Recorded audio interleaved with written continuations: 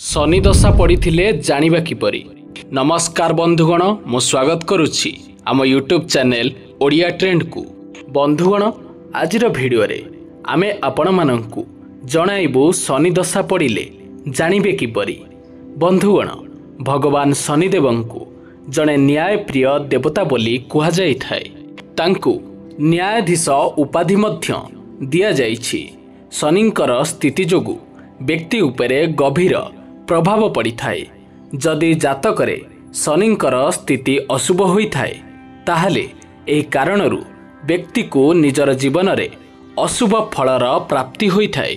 तेबे एपरि कुहा जाय जे शनिदेव व्यक्तिर भाग्य परिवर्तन करि पारंती एवं बिगाड़ी मध्य पारंती। तेणु आज आमे आपणंकु किछि एहिपरि संकेत विषय रे जणाइबाकु जाउछु, जेउथरु आपण एही विषय रे जानि परिबे जे आपणंक जातकरे शनिर दशा पड़िछि। जदि आपणंकु निज जीवन रे किछि एही प्रकार संकेत मिली जाए ताहाले आपण भाबी नेबे जे आपणंकर खराब समय आरंभ हेबाकु जाउछि। तेबे बंधुगण, आसंतु जानिबा से संकेत विषय रे जेउथिरु जानि परिबे जे आमर समय खराब चलिछि बोली एवं आम भाग्य रे शनिंकर दशा पड़िछि बोली। जातकरे शनिंकर दिग खराब होइथिबा कारणरू जीवन रे अनेक समस्या उत्पन्न हेबार लागि थाए। व्यक्ति को अत्यंत कठोर समय दे अतिक्रम करिबाकू पड़ी थाए।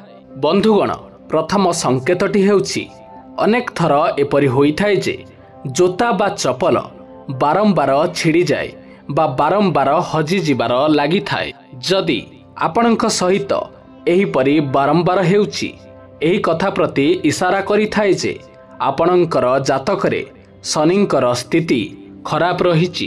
द्वितीय संकेतटी हेउछि जदि छात्र मानकर पाठ पढ़ारे मन लागु न थाए किंबा कोनोसी व्यक्ति को किछि ज्ञान मिली पारे नाही, तेबे एहा शनिंकर अशुभ हेबार लक्षण होई थाए। जदि कोनोसी व्यक्ति को कोनोसी सफलता मिली पारु न थाए आउ बाधा उत्पन्न हेउछि, तो एपरि परिस्थिति रे बुझी नेबा उचित जे आपणक जातकरे शनि अशुभ स्थिति रे गति करुचंती।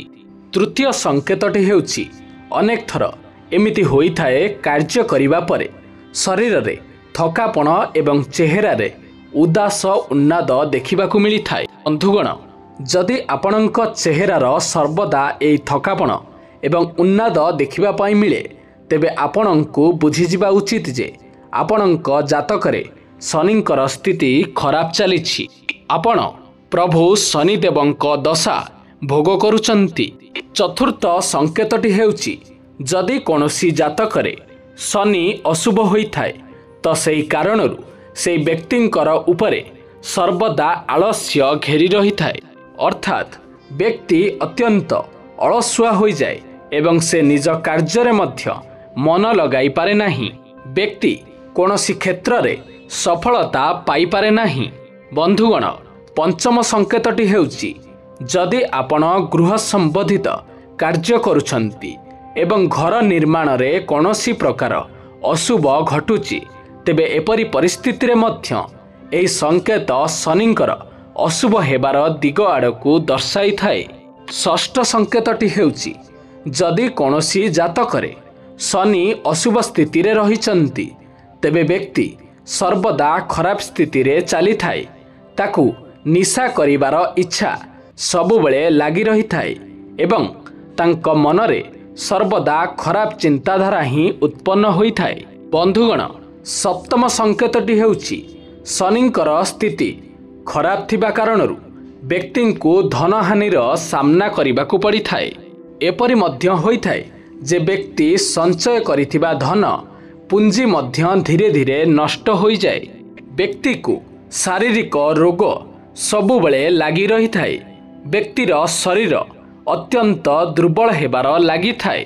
तेबे दर्शक बंधु, ए सातटी संकेतरू आपण जानि परिबे जे आपणक कुंडली रे शनिंकर दशा भोग करुचंती बोली। तेबे दर्शक बंधु, जदि आपण माने भाबुचंती कि आपणक भाग्य रे शनिर दशा चलिछि, तेबे एहार निराकरण पाई कौन करिवे तेबे आम भिडियो रे कमेंट करंतु शनि दशा निराकरणर आमे आउ एक नूतन भिडियो आनिकी आसिबु। तेबे दर्शक बंधु भिडियोटी जदि इनफॉर्मेटिव हेइची तो भिडियोटी को लाइक टिए करी चैनल टी को सब्सक्राइब करंतु। धन्यवाद।